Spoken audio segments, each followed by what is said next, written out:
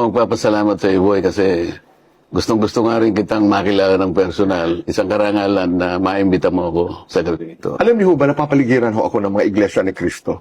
Dito sa lugar. Hindi, sa aking Ang staff. sarili mong staff. Oh, kaya alam ko ho ang handog, alam ko ho ang tiwalag, yung lingwahe ika nga. Pero ang tanong, kayo ho ba with the INC pa rin ho?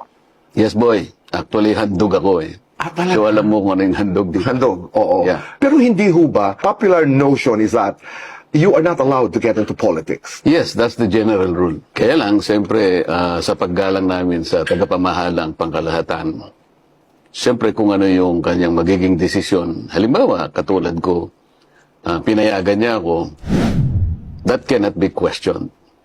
Alright. So ako naman, isang hindi lang pribilehyo, kung hindi isang masasabi kong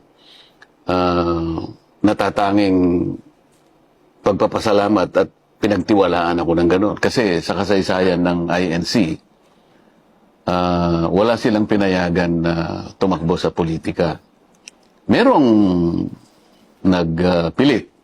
Pero sabi mo nga, alam mo naman yung salitang tiwalag. Mga natiwalag sila. Nakakalungkot yun kasi kapag pinilit mo, ayun ay paglabag sa mga tuntunin. Kailangan igalang mo.